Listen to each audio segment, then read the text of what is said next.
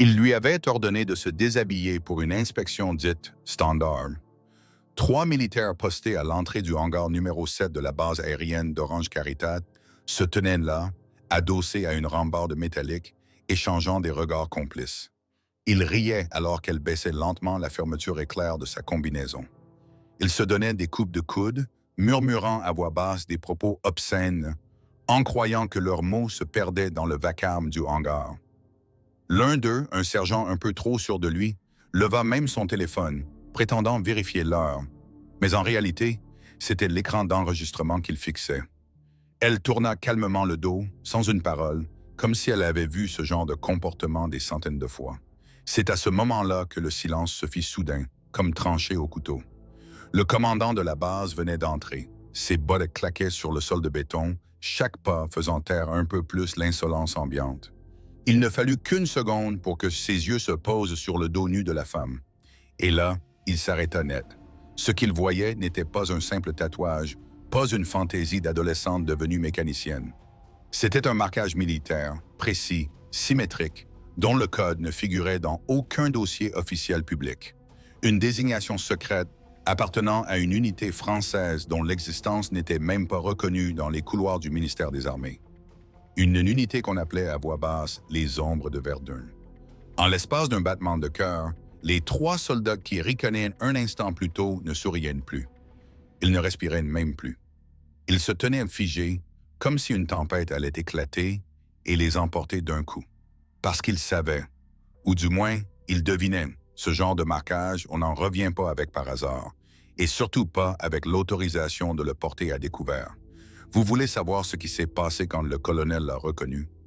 Laissez un commentaire avec votre ville en France ou ailleurs, et surtout abonnez-vous. On vous raconte des histoires comme celle-ci tous les jours. Mais pour l'instant, reprenons. Revenons à ce moment, ce tout début. Elle était entrée dans ce hangar comme si elle en était la gardienne. Pas avec de l'arrogance, non, mais avec cette confiance rare qu'ont les vétérans, ceux qui n'ont plus rien à prouver. Elle s'appelait Elise Moreau. À première vue, elle n'avait rien d'impressionnant. La quarantaine passée, peut-être proche de la cinquantaine. Ses cheveux grisonnants étaient tirés en un chignon militaire impeccable, et sa combinaison était usée par le temps et les missions. Ses bottes en cuir, renforcées à la cire, racontaient une histoire à elle seule. Des semelles râpées, les coutures fatiguées. Dans une main, elle tenait une boîte à outils cabossée qui semblait sortie d'un autre siècle. Dans l'autre, un porte-documents en cuir usé, dont les coins s'effritaient. Beaucoup auraient pu croire qu'elle n'était qu'une technicienne envoyée en renfort, une sous-traitante ou une ancienne sous-officière revenue sur le terrain. Mais c'est là que les suppositions deviennent dangereuses. Car dans un endroit comme la base aérienne d'Orange Caritat, dans le sud brûlant de la France, là où les vents du Rhône soulèvent la poussière des pistes, ceux qui jugent trop vite finissent souvent par regretter leur précipitation. Ce jour-là, le soleil était à son zénith. Le tarmac semblait fondre sous la chaleur de juillet. À l'intérieur du hangar 7, la climatisation gémissait comme un vieil homme essoufflé, incapable de lutter contre la fournaise qui s'infiltrait par chaque interstice. L'air sentait le kérosène chaud, la ferraille brûlante, et ce mélange de sueur, d'huile et de tension que chaque mécanicien militaire reconnaît immédiatement. Et au milieu de tout ça marchait Elise, d'un pas sûr, car elle n'était pas là pour observer, elle était là pour évaluer, pour tester, et peut-être pour rappeler à certains que même les ombres ont une mémoire. Les outils électriques vrombissaient comme une nuée de frelons mécaniques. Les moteurs des hélicoptères Caracal et Puma ronronnaient dans un rythme lourd et régulier, rythmant les gestes méthodiques des techniciens. Plus loin, à l'arrière du hangar, une radio militaire grésillait par à-coups, relayant les échanges cryptiques de la tour de contrôle de la base aérienne de Cazaux, au sud-ouest de la France. Des mots de code, des désignations de vol, des altitudes et des vecteurs. Pour une oreille civile, c'était une langue étrangère. Pour elle, c'était presque une berceuse. Elle s'était présentée au poste de garde sans le moindre flottement. Aucun geste superflu, aucun regard perdu. Elle écrivait d'une main ferme, habituée aux surfaces instables et aux situations extrêmes.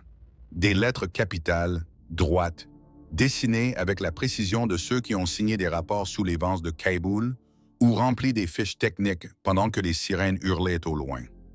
Elle ne regardait pas le stylo. Elle connaissait déjà la routine par cœur. Le sergent de garde, un homme trapu, la cinquantaine, main tachée de cambouis, l'observa avec cette méfiance tranquille des anciens. Son nom était Dumont, 22 ans passés à entretenir les hélicoptères de l'armée de l'air française. Il avait vu passer des centaines de prestataires civils, la plupart incompétents, d'autres prétentieux, et quelques rares, discrets et dangereux. Il parcourut les documents qu'elle avait glissés sur le comptoir métallique. Évaluation structurelle sur les caracals. Ça faisait longtemps qu'on n'avait pas vu quelqu'un de votre boîte ici.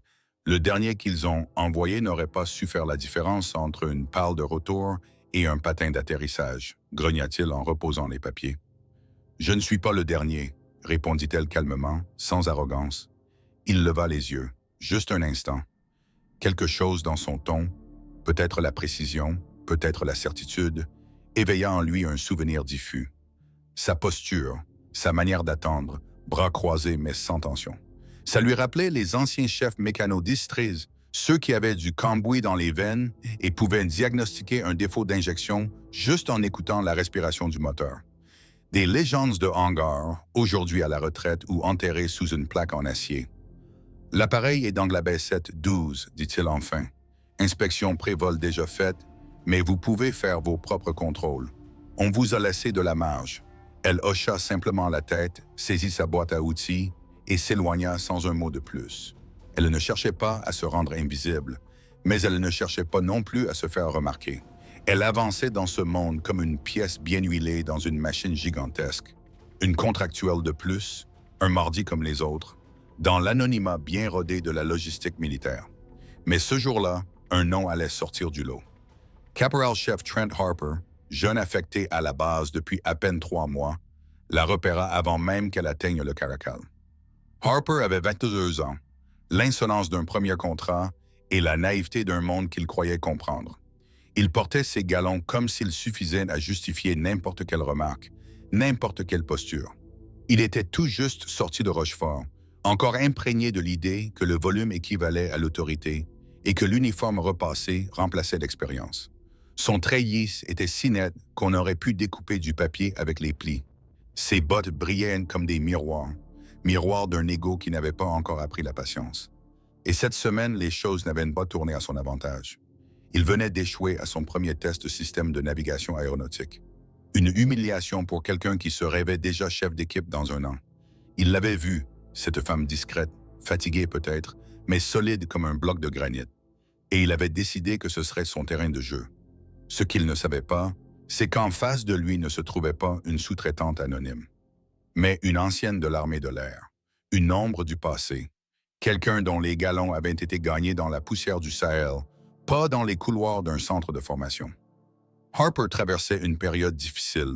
Son supérieur direct, adjudant Boisseau, l'avait publiquement réprimandé pour une mauvaise gestion des outils, un tournevis hydraulique mal rangé, une clé dynamométrique égarée pendant une inspection de routine.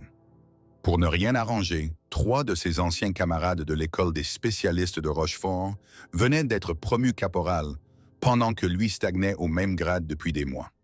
Cette frustration silencieuse, cette rage d'échec mal digérée, avait besoin d'un exutoire.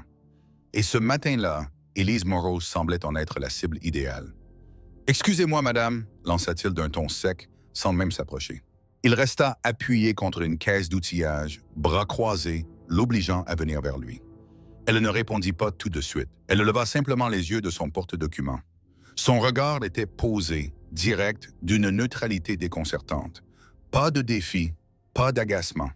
Juste cette vigilance silencieuse de ceux qui savent reconnaître les ennuis bien avant qu'ils ne deviennent un problème. « Vous êtes ici pour l'inspection des systèmes avioniques », insista-t-il, haussant légèrement la voix pour que les autres entendent.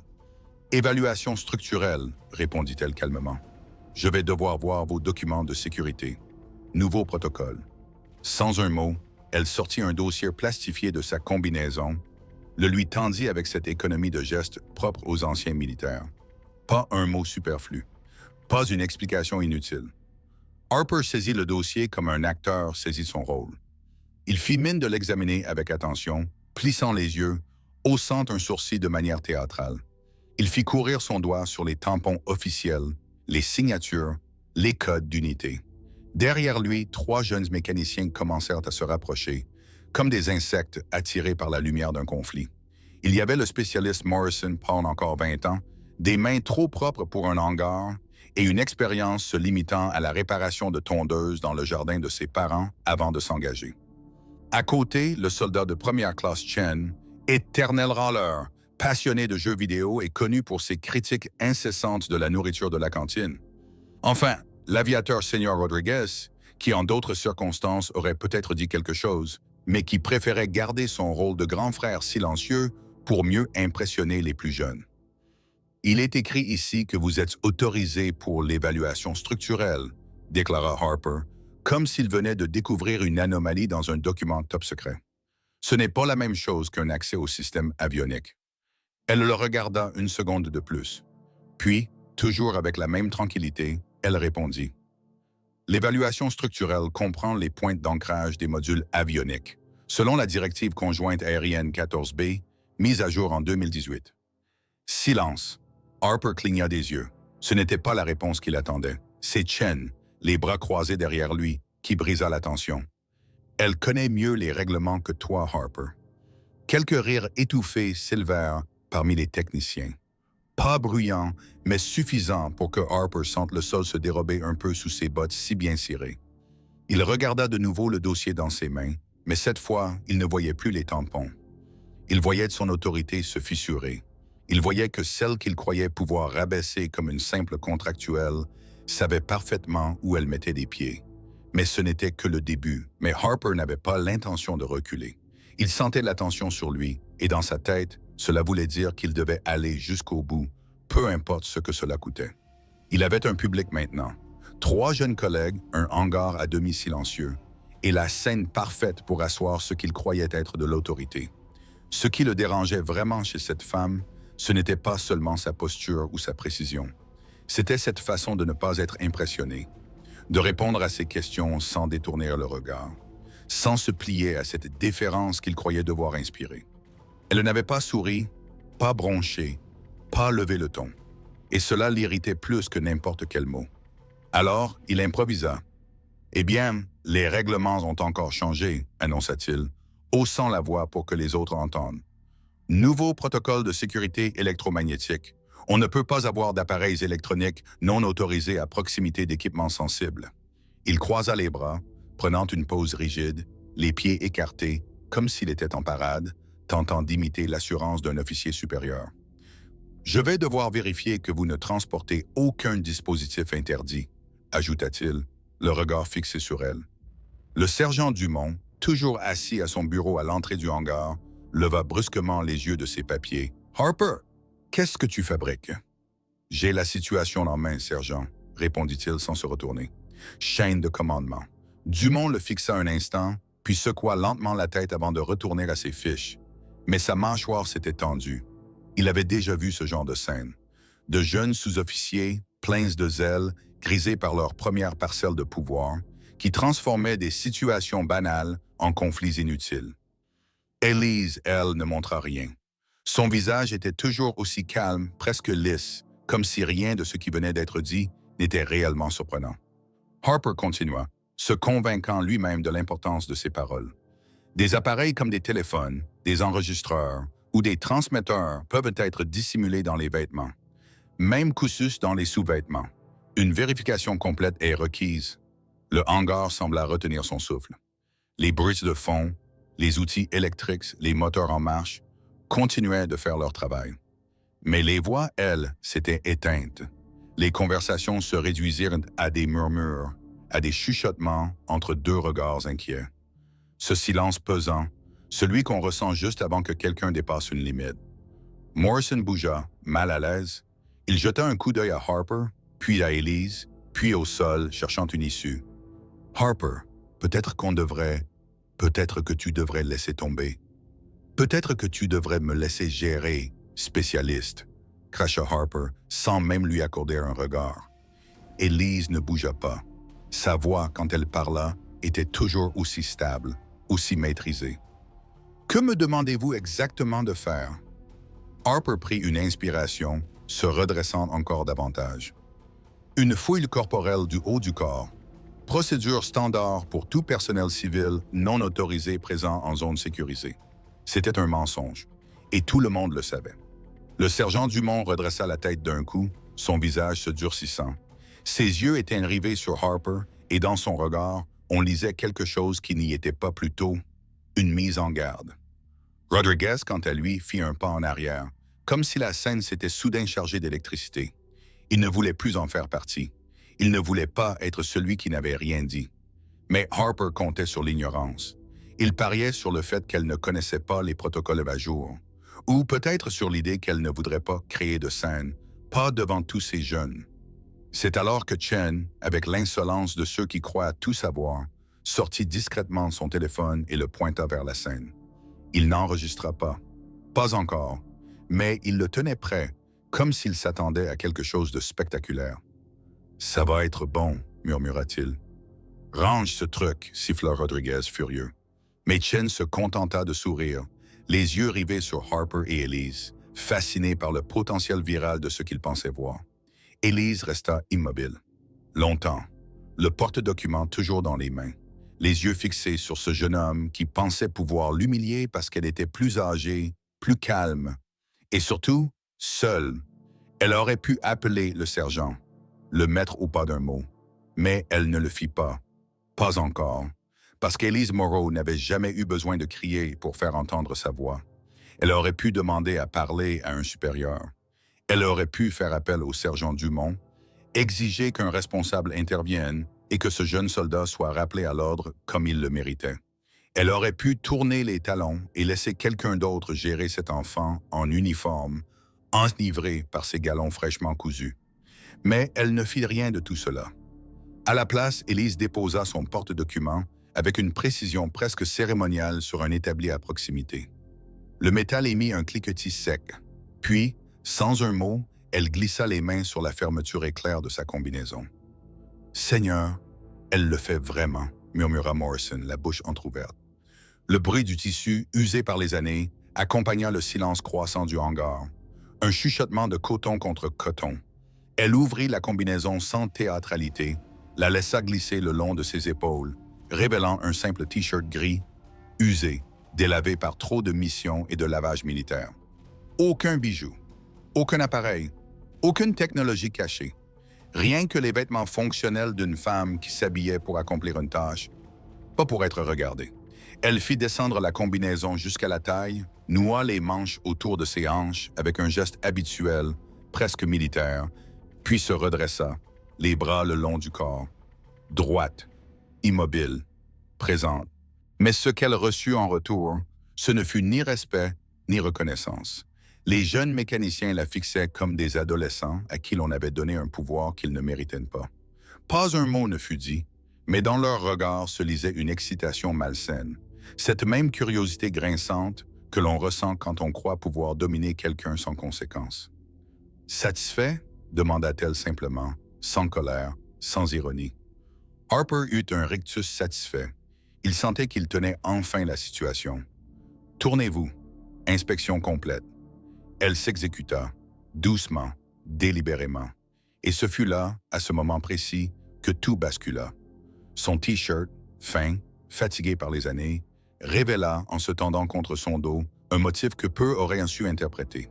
Et pourtant, pour ceux qui savaient, c'était comme un code radio oublié qui soudain résonne dans la bonne fréquence. Une encre, longue, élancée, gravée dans la peau avec une précision chirurgicale, courant le long de sa colonne vertébrale comme un fil de fer. En dessous, une série de chiffres. V347.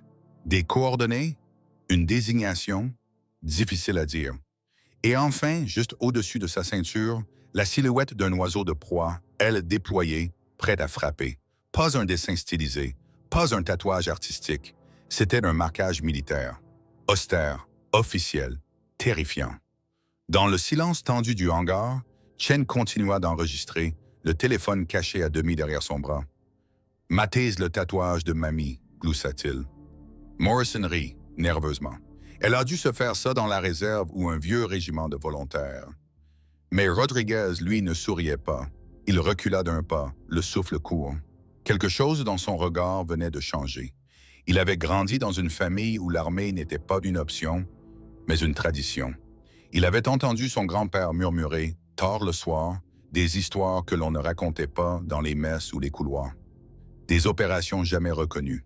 Des hommes et des femmes marqués par des symboles qu'on effaçait des registres. Il avait vu un jour un motif semblable dans une vieille boîte en fer, que son grand-père avait ensuite brûlé sans un mot. Il savait ce que ce tatouage signifiait. Et c'est précisément à cet instant que le destin décida de frapper. Le colonel Darius Fenn entra dans le hangar, flanqué de 2 officiers supérieurs de l'état-major de Bordeaux. Inspection, surprise. Sa démarche était droite, autoritaire, comme toujours. Mais quand ses yeux tombèrent sur la scène, cette femme tournée, les jeunes figés, et ce tatouage exposé à la lumière brute, il s'arrêta net. Le dossier qu'il tenait glissa de ses doigts. Il tomba au sol avec un claquement sec, résonnant sur le béton comme un coup de feu. Et d'un seul coup, les hangars entiers bascula dans une tension que personne ne comprenait vraiment, sauf lui. Les 2 officiers qui accompagnaient le colonel Darius Fenn s'arrêtèrent net, déroutés par le changement soudain de ton. Ils suivirent son regard et virent la femme debout au centre du hangar, sa combinaison nouée autour des hanches, les épaules droites, le regard fixe. Un silence lourd flottait autour d'elle, le type de silence qui fait reculer les rires. « Jésus-Christ » murmura Fenn, sa voix rauque, presque étranglée. Ce triangle qu'elle portait dans le dos, ce n'était pas de l'encre fantaisiste. Ce n'était pas un caprice d'ancienne militaire. C'était un marqueur, un identifiant d'unité que très peu de gens encore vivants connaissaient. Le triangle inversé, tranchant comme une lame, était le sceau discret de la Task Force Viper, un groupe d'opérations clandestines rattaché à la direction du renseignement militaire et opéré en dehors de tout protocole formel. Ce groupe n'existait pas officiellement, pas sur papier, pas dans les registres et surtout pas en France. Les chiffres sous le triangle, V347, Fenn les reconnut immédiatement. Un code de mission, Afghanistan 2011, une opération si catastrophique, si complexe, qu'elle avait été classifiée au-delà du secret défense, puis enterrée sous des niveaux d'accès si profonds que même les généraux n'en parlaient qu'en salle close. Sans téléphone, sans papier, sans témoin. Et l'oiseau, l'emblème gravé en bas de la colonne vertébrale. Ce n'était pas un symbole de bravoure. C'était un sceau de survie, une marque infamante mais secrètement honorée, donnée aux opérateurs perdus derrière les lignes ennemies, abandonnés par les plans, mais revenus, contre toute logique, contre toute chance. Fenn, à l'époque, était commandant détaché au renseignement à la base aérienne de Bagram. Il avait vu les rapports, ceux que l'on détruit avec des codes rouges. Il savait pour l'hélicoptère abattu dans la vallée de Lagman, savait pour les 3 opérateurs présumés morts dans l'explosion. Il savait aussi que 6 jours plus tard, ces opérateurs avaient réapparu à la frontière pakistanaise, exsangues, porteurs d'informations qui avaient fait avorter une offensive talibane contre les forces françaises stationnées à Kaboul. Ces 3-là étaient devenus des fantômes. Le genre de fantômes que le ministère des Armées façonne quand une opération tourne si mal qu'il est plus sûr d'effacer les survivants que d'expliquer leur survie. Ils avaient reçu de nouvelles identités, des dossiers vierges et des ordres directs de ne jamais parler, disparaître, se fondre, ne jamais exister aux yeux du monde. Mais la peau se souvient de ce que les documents effacent, et Elise Moreau n'était pas une contractuelle de plus, elle était l'un de ces 3. Pendant ce temps, dans l'insouciance du ridicule, Harper souriait toujours. Il ne comprenait rien à ce qu'il se passait. Il croyait toujours contrôler la scène. Il croyait être le centre. « Alors, vous voyez quelque chose à signaler, madame ?» ricana-t-il, se tournant vers Chen. « Allez, zoom un peu sur le tatouage de mamie. » Chen obéit. Il zooma encore plus, son téléphone capturant chaque détail. « Ça va cartonner sur les réseaux, » marmonna-t-il. Mais Élise ne réagit pas. Elle ne leva pas la voix, ne détourna pas le regard. Elle commença à se retourner, lentement, chaque mouvement fluide, précis, comme si elle exécutait un ordre reçu d'un supérieur qu'elle respectait réellement. Et c'est à cet instant, exactement à cet instant, que le colonel Fenn retrouva sa voix. Il fit 2 pas en avant, son visage tendu, les yeux écarquillés par une certitude qu'il n'aurait jamais cru devoir affronter un jour. « Caporal-chef Harper », dit-il d'une voix froide comme l'acier, immédiatement au garde à vous. La voix claqua dans l'air comme un coup de tonnerre. Le genre de voix qui ne laissait pas place à la discussion. Le genre de voix qu'on n'osait jamais ignorer. Harper sursauta, comme s'il venait de sortir d'un rêve. Il tourna la tête, vit le colonel, et vit dans ses yeux une rage glacée qu'il n'avait jamais vue. Il sentit la gravité changer. Quelque chose venait de basculer. Quelque chose de très ancien, de très dangereux. « Repose, caporal ». Les mots du colonel Fenn tranchèrent l'air du hangar comme une lame en plein vol. Le bruit des outils s'évanouit. Les clés cessèrent de cliqueter. Même le ronronnement des turbines sembla s'éteindre, comme si la base entière retenait son souffle. Dans le fond, la radio militaire grésillait encore, mais même ses signaux semblaient suspendus. Harper se retourna lentement. Son visage, d'abord sûr de lui, passa par une palette de couleurs. L'assurance, l'incompréhension, puis la panique pure. Il venait de reconnaître la voix, et surtout l'homme qui la portait. « Mon colonel, je procédais simplement à une vérification de sécurité de routine. J'ai dit « repos ». La voix de Fenn ne monta pas. Elle n'en avait pas besoin. Elle était lourde, sèche. Une voix formée sur des théâtres d'opération où les ordres n'étaient pas discutés, où chaque mot portait le poids d'une décision entre vie et mort. Une voix entendue dans des bunkers sans fenêtres, où les règles n'étaient pas écrites avec de l'encre, mais avec du sang. Le colonel s'avança à pas mesurés, ses bottes résonnant contre le béton lisse du hangar de la base aérienne de Caso. Il ne quittait pas des yeux Elise Morrow, qui restait droite, calme, toujours dans cette posture silencieuse qu'elle n'avait jamais quittée. Derrière lui, les 2 officiers restèrent figés, un major et un capitaine. Ils ne comprenaient pas. Pas encore. Mais ils reconnaissaient l'expression sur le visage de leur supérieur, celle qu'il avait lorsque des rapports ultra-confidentiels arrivaient de Paris ou de l'Anglais. Le genre de regard qu'on ne questionne pas. « Madame, dit Fenn d'une voix presque douce, vous pouvez vous rhabiller. » Elle hocha simplement la tête, une fois, puis elle attrapa le col de sa combinaison, le remonta avec la même précision tranquille qu'elle avait utilisée pour la retirer. Pas de hâte, pas de honte, pas de colère, aucune tentative de rétablir sa dignité, car elle ne l'avait jamais perdue.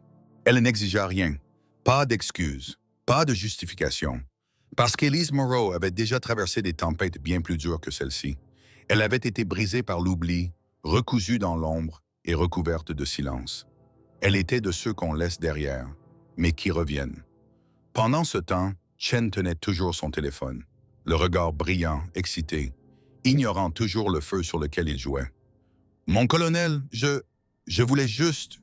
Dois-je vous envoyer? Tu vas supprimer cette vidéo immédiatement. » coupa Fenn, sa voix redevenue glaciale. « Ou je te ferai passer en cour martiale pour avoir enregistré du personnel classifié sans autorisation. » Classifié? Mais ce n'est qu'une... Supprime-la. Maintenant. Les mains de Chen tremblaient alors qu'il pianotait sur son écran. L'icône de la vidéo disparut. Il rangea le téléphone dans sa poche comme s'il venait de manipuler de la matière radioactive. Quand Elise fut entièrement rhabillée, Fenn s'approcha. De près, très près, suffisamment pour que ses paroles ne soient destinées qu'à elle. La Task Force Viper a été dissoute en 2012, souffla-t-il, presque pour lui-même. Officiellement, répondit Elise sans ironie. Il n'existe aucun dossier de votre service. C'était le but. Fenn la fixa. Il la regardait vraiment. Pas comme une civile, pas comme une contractuelle. Il observait chaque détail, la façon dont ses yeux balayaient instinctivement les alentours sans jamais avoir l'air de fixer. Les cicatrices minces sur ses phalanges, typiques d'un combat rapproché. La distribution équilibrée de son poids, signe d'un entraînement permanent. Sa respiration, rythmée comme une horloge, ce n'était pas une technicienne. C'était une opératrice, de celle qu'on fabrique une seule fois, puis qu'on enterre dans le noir. « Vous n'êtes pas censé exister, » murmura-t-il. Il marqua une pause, un silence intense, puis ajouta « Pas plus que ce raptor modifié dans la baie B3. » Cela la fit réagir pour la première fois. Une fraction de seconde. Ses pupilles se rétractèrent légèrement, juste assez pour qu'il le voie, parce que ce qu'il venait de dire était classifié au-delà de son niveau d'autorisation à lui. Il n'y avait aucune raison pour qu'un simple agent civil connaisse ce qui reposait sous la bâche grise de la B3, à moins qu'elle ne soit pas vraiment civile, à moins que ses autorisations soient bien plus profondes que ce que les papiers disaient. Et Fenn comprit. Elle n'était pas là par hasard. Elle n'était pas revenue par erreur. Elle avait été envoyée, à moins qu'elle ne soit exactement ce qu'il pensait qu'elle était. Le doute n'existait plus. Fenn le savait maintenant. Pas avec certitude bureaucratique, mais avec cette certitude viscérale que les officiers de terrain développent après avoir vu trop de choses que les rapports ne racontent jamais. Il se tourna vers les jeunes mécaniciens qui s'étaient agglutinés, comme des enfants assistant à une bagarre qu'ils ne comprenaient pas. Leur visage trahissait une prise de conscience lente, douloureuse. Ils venaient de se frotter à quelque chose, à quelqu'un, qui les dépassait de très loin. Harper, figé, semblait chercher une trappe pour disparaître. Son regard évitait Fenn, évitait Elise, évitait tout. Chen, d'ordinaire blagueur, avait le teint aussi pâle que le sable du Djebel Amour, là où il rêvait naïvement d'être affecté. Morrison jetait des regards de plus en plus paniqués, comme s'il tentait de rassembler les pièces d'un puzzle dont il ne possédait pas l'image finale. « Tout le monde dehors », ordonna Fenn d'un ton qui ne laissait place à aucune discussion. « Monsieur, mon colonel, nous avons des maintenances prévues », tenta timidement Rodriguez. « Je me fiche que vous ayez le président des États-Unis prévu pour une révision. » Coupa Fenn sans même le regarder. « Videz ce hangar. » Il marqua une pause, ses yeux balayant chacun des jeunes visages. « Et que personne ne parle de ce qu'il vient de voir. Quiconque en dira un mot lavera la vaisselle au mess jusqu'à la fin de son engagement. » Il n'y eut pas un mot de plus. Les mécaniciens se dispersèrent comme des feuilles balayées par un ouragan. Même Chen, d'habitude lent à bouger, déguerpit sans oser tourner la tête. Harper, lui, tenta de résister une dernière fois, de redresser quelque chose de son autorité réduite en miettes. « Mon colonel, je suivais juste le protocole. Nouvelles mesures de sécurité électromagnétique. Ça vient de Capal. » Caporal Harper. La voix de Fenn était calme, et c'est justement ce calme-là qui glaça tout le monde. « Présentez-vous à mon bureau à 14 heures. Avec votre superviseur, nous allons avoir une conversation sérieuse sur ce que signifie vraiment protocole. » Le visage de Harper vira au bleu-gris. Une réunion en présence de son chef et du commandant de la base, ça voulait dire une chose: des dossiers, des mentions, des avertissements officiels et des cicatrices administratives qui ne s'effacent jamais. Quand le hangar fut enfin vidé, il ne restait plus que Fenn, ses deux officiers, et elle. Alors Fenn sortit un téléphone qui ne figurait dans aucun registre officiel. Un appareil noir, sans logo, sans marque, avec un seul bouton. Il appela un numéro que personne ici n'aurait jamais dû connaître. Ici Fenn, base aérienne de Caso. Vérification immédiate demandée sur une certaine Aurore. Dossier contractuel. Vérification des antécédents. Priorité alpha. Il écouta, longuement. Son visage se figea, puis il reprit « Je vois ». Et le niveau de classification, compris. Une autre pause. Et si, hypothétiquement, quelqu'un compromettait sa couverture? Encore un silence, puis un seul mot. Compris. Il raccrocha. Puis il se retourna, ramassa calmement son porte-document tombé plus tôt, l'ouvrit et reprit sa checklist d'inspection comme si rien de tout cela ne s'était passé. Ils me disent que vous avez une autorisation dont je n'ai pas le droit de demander les détails, dit-il sans lever les yeux. Alors ne demandez pas. Elle rangea un tournevis, puis releva la tête, ses yeux le fixant avec une clarté tranquille. Mais je peux vous donner tout ce dont vous avez besoin pour que votre hangar continue à fonctionner comme il doit. Après ce qui vient de se passer, vous voulez quand même continuer? Elle hocha la tête. Après ce qui vient de se passer, dit-elle lentement, ce travail doit être fait correctement. Et c'est à ce moment précis que le colonel Fenn comprit tout ce qu'il avait besoin de savoir. Sur qui elle était vraiment, sur ce qu'elle avait fait, et surtout sur pourquoi elle était revenue. Le major fit un pas en avant, visiblement secoué. « Mon colonel, je ne comprends pas ce qui vient de se... » « Vous n'avez pas besoin de comprendre, major. » Il se tourna vers Élise. « Mais vous Vous êtes attendu ailleurs après cette inspection? Non, pas avant la prochaine base. Toulouse.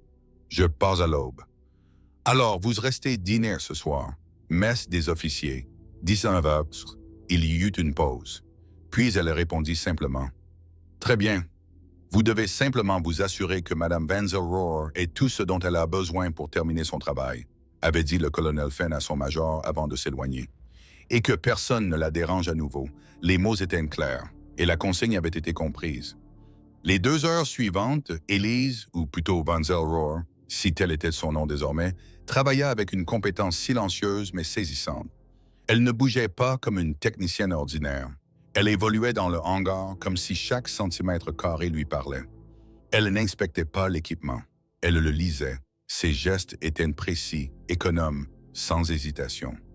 Là où d'autres prenaient des notes ou se référaient au manuel, elle semblait savoir instinctivement quels boulons subissaient des charges critiques et lesquels étaient là pour satisfaire les ingénieurs. Elle détectait les zones de fatigue du métal comme d'autres lisent une carte météo.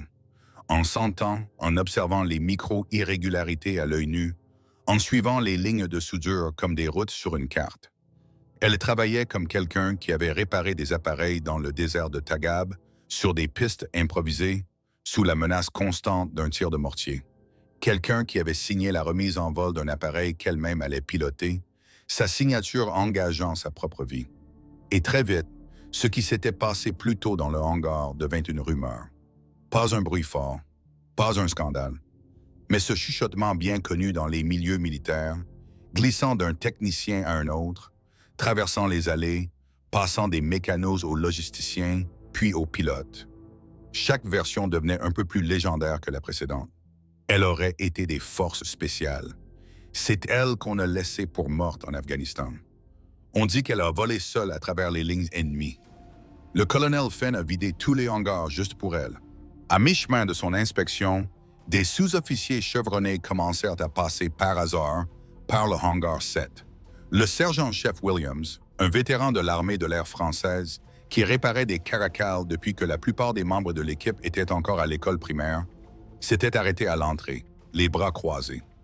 Il ne dit rien, il observa. Elle était accroupie, concentrée sur l'assemblage du rotor arrière d'un hélicoptère. Elle posait ses doigts sur les fixations, les faisait courir le long des pales. Pas avec précipitation, avec l'attention d'un chirurgien. La piste de la pale est décalée d'environ 2 mm, dit-elle sans même lever les yeux. Probablement comme ça depuis des semaines. Williams haussa un sourcil. Il vérifia dans sa tablette, consultant les journaux de maintenance. Effectivement, les pilotes de l'appareil avaient noté une légère vibration en vol stationnaire. Pas suffisante pour retirer l'hélicoptère du service, mais assez pour inquiéter un pilote prudent. Il s'approcha lentement. « Comment avez-vous vu ça sans faire tourner le moteur » demanda-t-il. « J'ai touché les extrémités des pales » dit-elle simplement. « La répartition du poids vous dit tout. » Williams resta figé. Il avait passé 3 semaines à traquer cette vibration. 3 semaines de diagnostics informatisés, de capteurs, de simulation. Elle venait de l'identifier en 5 minutes, avec ses mains. Il ne posa pas d'autres questions pendant un moment. Mais alors qu'elle reprenait son inspection, il demanda, presque à voix basse, comme s'il n'était pas sûr d'avoir le droit de poser la question, « Vous avez fait ce genre de travail à l'étranger » Elle s'arrêta un instant, juste 1 seconde. Puis, toujours sans le regarder, « Oui. » Et ce fut tout. Mais pour Williams, c'était suffisant, parce qu'il savait ce que signifiait ce « oui ». Ce n'était pas un « oui » bureaucratique. Ce n'était pas un « oui » de CV. C'était le « oui » d'un mécanicien de guerre. De ceux qui ont réparé des moteurs sous le feu, qui ont remonté des rotors dans le noir, qui ont remis des hélicoptères en état alors que les minutes signifiaient la vie ou la mort pour les soldats au sol. Ce genre de « oui » était rare et sacré. « Différentes aéronefs » demanda Williams prudemment. « Même principe » répondit-elle simplement. Elle s'était glissée dans le compartiment moteur d'un autre hélicoptère, cette fois un NH-90 récemment rentré de manœuvre dans le Massif central. Ses mains couraient le long des conduites hydrauliques avec le toucher affiné de quelqu'un qui avait appris à détecter des fuites dans le noir absolu, sous pression, sans lumière, sans luxe. Votre pompe hydraulique numéro 2 chauffe probablement depuis un moment, dit-elle sans lever les yeux. Williams fronça les sourcils. Il consulta immédiatement les registres de maintenance sur sa tablette. Et là, confirmation. La pompe devait être remplacée lors de la prochaine révision majeure, prévue dans 2 mois. Mais les dernières courbes de température indiquaient une dégradation accélérée. Il le surveillait, mais elle l'avait senti à la main. « Comment avez-vous su ça? » « Dilatation du métal, expliqua-t-elle. Le boîtier est sollicité différemment de la pompe principale. Touchez ici. » Elle guida sa main vers un point précis où le boîtier rejoignait le support de montage. La vibration est plus rapide, plus aiguë. Goll travaille le plus dur qu'elle ne le devrait. Williams resta figé. Il réparait des hélicoptères depuis 3 décennies, avait connu la transition des Pumas vers les Caracal et pourtant, il apprenait. Ce n'était pas de la théorie. Ce n'était pas une connaissance sortie d'un manuel de maintenance aérienne. C'était de l'expérience brute, forgée dans la boue, le sable, la poussière et parfois sous le feu. À distance, Fenn observait tout. Il la regardait vérifier l'assemblage du moyeu de rotor avec des gestes précis, confiants. Des gestes d'une chirurgienne des airs. Elle trouva une fissure capillaire invisible à l'œil nu sur un support. Une anomalie que toute l'équipe de maintenance avait ratée. Elle identifia un roulement dont l'usure était inégale, encore bon pour une centaine d'heures de vol, mais à surveiller de près. Puis elle signala un fil de sécurité mal fixé, une faiblesse infime qui aurait pu entraîner une fuite hydraulique à haute altitude avec des conséquences catastrophiques. Chacune de ces constatations fut documentée méthodiquement. Sans un mot de trop, sans se vanter, sans drame. Juste la compétence tranquille de quelqu'un qui sait que les vies dépendent des détails bien faits. Quand elle termina, son rapport était d'une précision chirurgicale, complet, structuré, incontestable. Il contenait 3 recommandations qui, si elles n'étaient pas suivies, risquaient de causer des pannes graves que personne n'avait encore détectées. Williams signa comme témoin. Sa signature avait du poids. 30 ans dans la mécanique aéronautique, 2 déploiements en Afghanistan, une réputation de ne jamais valider un appareil qu'il n'avait pas vérifié lui-même jusqu'au dernier boulon. Il rangea sa tablette, la regarda et dit doucement « Madame, bon travail. » Venant de Williams, c'était un éloge rare, le genre de phrase qui serait reprise dans les réunions des chefs d'équipe, notée dans les évaluations de performance et transmise comme un exemple de rigueur. Fenn, lui, lut le rapport 2 fois. Lentement, il leva ensuite les yeux vers elle, et dans son regard brillait quelque chose qui ressemblait à de l'admiration. « Où avez-vous vraiment servi ?» demanda-t-il. Elle le fixa une seconde, puis répondit simplement. « Dans des endroits qui n'existent pas sur les cartes. »« À faire quoi ?»« Des choses qui n'existent pas dans les manuels. » Fenn hocha lentement la tête. Il comprenait, peut-être pas les détails, mais l'essentiel. Certaines questions ne devaient pas être posées, même par ceux qui avaient les autorisations nécessaires. C'est alors que le sergent de garde Dumont s'approcha, un journal de maintenance sous le bras, l'air hésitant mais respectueux. « Mon colonel, j'ai un document à faire signer par Madame Roré. » Fenn tourna lentement la tête vers Dumont, puis vers elle, et il sut que plus rien ne serait jamais routier avec elle. « Madame, si vous pouviez signer pour l'inspection, » dit doucement le sergent Dumont, en tendant le formulaire sur un support rigide. Elle prit le stylo avec calme et signa son nom, la même écriture nette et tranchée qu'elle avait utilisée sur le registre d'entrée. Chaque lettre droite, sans boucle ni fioriture, une écriture de terrain, apprise sous pression.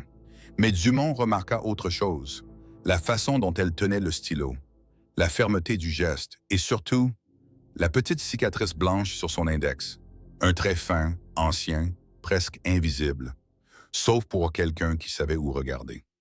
Il vit aussi les callosités épaisses au creux de sa paume, les traces du métal chaud, des outils froids, des surfaces rugueuses et des longues heures sans gants. Des marques de ceux qui avaient à la fois manié la clé et l'arme, dans des lieux où tout tombait en panne, sauf la volonté. Il n'avait vu ça que sur les mains des anciens opérateurs du QOS, les chefs d'équipe des forces spéciales françaises. Ceux qui revenaient sans uniforme, sans gloire, mais avec des regards qui ne se posaient jamais trop longtemps au même endroit. « Merci, madame, dit-il bas. Bon travail. » Elle hocha doucement la tête, puis rangea ses outils avec soin, en silence. De son côté, le colonel Finn s'écarta légèrement, composa un autre numéro sur son téléphone sécurisé. Cette fois, ce n'était pas pour vérifier une identité. C'était pour transmettre une directive. Ici le colonel Finn. Base de Caso. J'informe que la contractuelle identifiée Roar est désormais considérée comme autorisée à un accès illimité sur nos installations. Tout personnel lui ayant manqué de respect recevra une formation obligatoire sur les statuts classifiés et leur traitement. Directive immédiate. Il raccrocha. Quand elle fut prête à partir, sa boîte à outils sur l'épaule, Finn l'attendait à l'entrée du hangar. Ils marchèrent côte à côte jusqu'aux grandes portes ouvertes, là où la lumière aveuglante du tarmac les attendait. « Vous n'êtes pas obligé de revenir ici, dit Finn doucement. Je peux faire en sorte que vos prochaines affectations vous évitent d'avoir à gérer des gamins qui ne savent pas mieux. » Elle s'arrêta, se tournant légèrement, ses yeux balayèrent l'intérieur du hangar. Ce lieu où elle avait été humiliée, déshabillée, moquée. Mais aussi ce lieu où elle avait réparé des choses que d'autres n'avaient même pas remarquées. « Je serai de retour le mois prochain pour l'inspection de suivi, dit-elle simplement. Finn plissa les yeux. « Pourquoi ?» demanda-t-il. Elle ne répondit pas tout de suite. Elle se tourna vers la ligne de vol au loin, là où de jeunes pilotes faisaient leur pré-vol, vérifiant leurs appareils, ignorant les visages de ceux qui avaient assuré leur sécurité. Puis elle parla. « Parce que ces gamins doivent apprendre que les silencieux ont aussi des histoires. Et parfois, ces histoires comptent plus que celles des bruyants. » Elle se retourna et sortit dans la chaleur vibrante de la piste, ses bottes frappant doucement l'asphalte. Pas un regard en arrière, pas un mot de plus. Derrière elle, le hangar reprit ses rythmes habituels. Les outils vibrèrent à nouveau, les radios crachotèrent, les voix montèrent. Mais quelque chose avait changé. Un ton nouveau flottait dans l'air, quelque chose de respectueux, quelque chose de durable, quelque chose qui, dans les années à venir, serait raconté à voix basse entre deux corps, dans les coins calmes du mess.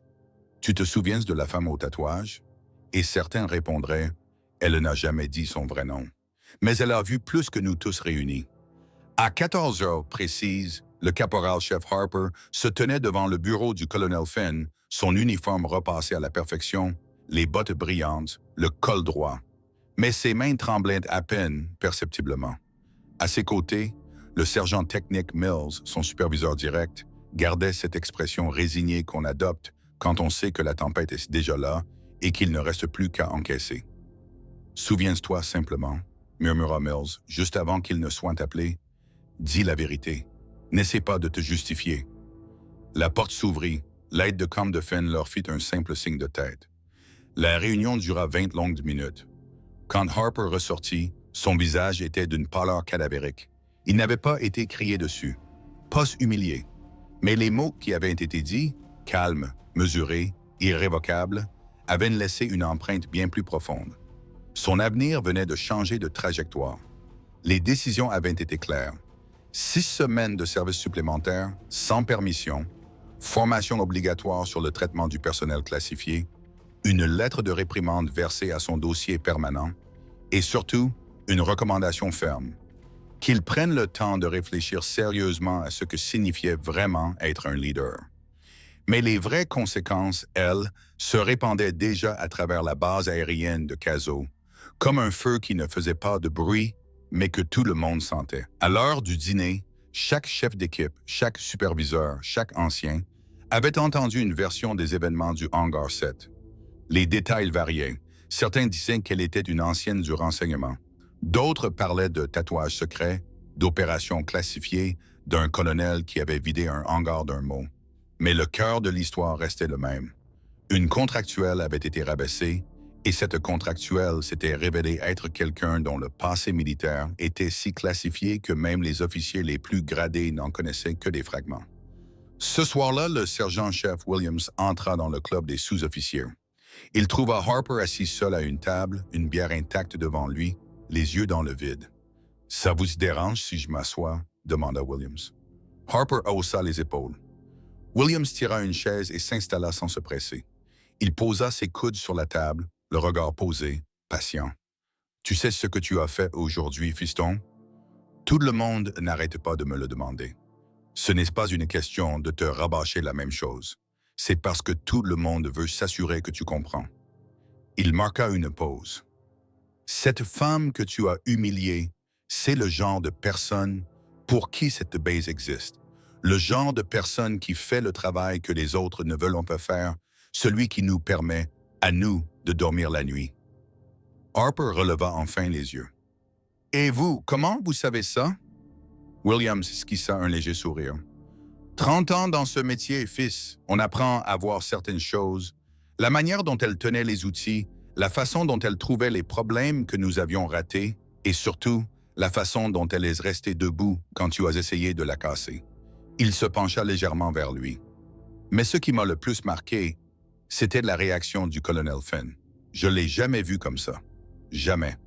Harper resta silencieux, longtemps, puis d'une voix basse. Qu'est-ce que j'aurais dû faire? Williams le regarda droit dans les yeux, poser des questions avant de faire des suppositions, la traiter comme tu voudrais être traité. Te rappeler que cet uniforme, il est censé signifier quelque chose. Plus tard dans la soirée, ce fut Rodriguez qui trouva Harper. Il le vit debout, seul, devant une baie vitrée donnant sur la ligne de vol. L'équipe de nuit s'activait en silence, préparant les appareils pour les missions du matin. Un balai bien réglé. Rodriguez s'approcha doucement. Il resta un instant sans parler, puis dit « Tu sais ce que tu as fait, hein? » Harper ne bougea pas. « Tout le monde n'arrête pas de me le dire. » Rodriguez hocha lentement la tête, puis ajouta « Peut-être parce que ce que tu as fait, ça vaut la peine d'être compris. » « Mon grand-père a servi au Vietnam, » dit Rodriguez, les bras croisés alors qu'il regardait la ligne de vol éclairée par les projecteurs. « Il était dans le renseignement. Il m'a parlé de gens comme elle, des gens envoyés pour des missions qui n'ont jamais existé, dans des lieux où nous n'étions jamais, contre des ennemis que personne n'a officiellement affrontés. » Il fit une pause, les yeux fixés sur les silhouettes et s'activant sur le tarmac.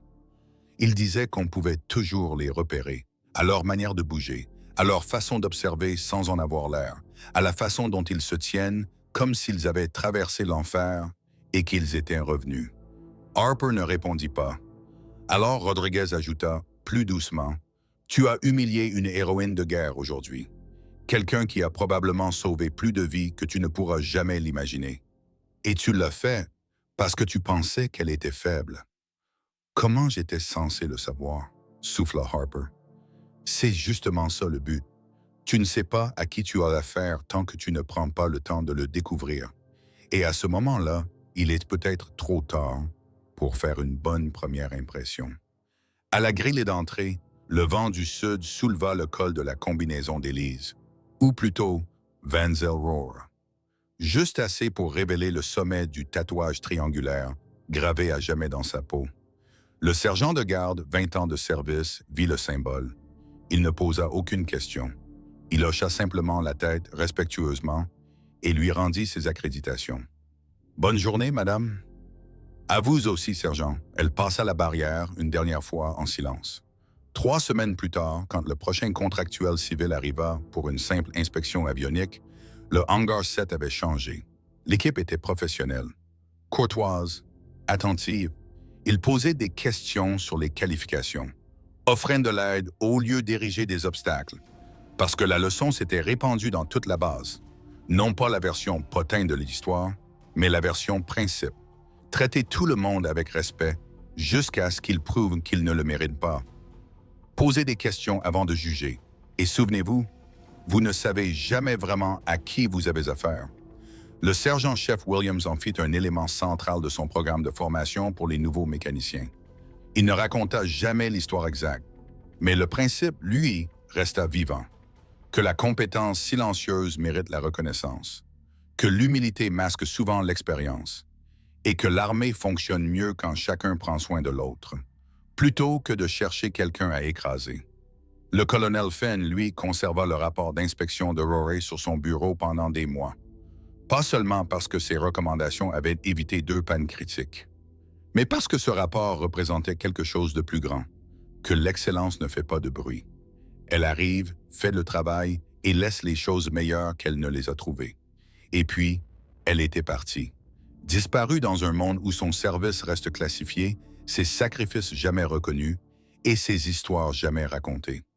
Mais elle avait laissé derrière elle un hangar rempli de gens qui ne supposeraient plus jamais que le silence était une faiblesse, ou que le calme signifiait qu'il n'y avait rien à dire.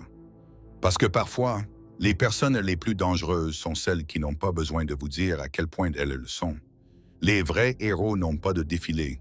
Et parfois, quand vous croyez savoir à qui vous avez affaire, vous découvrez que vous ne savez rien du tout.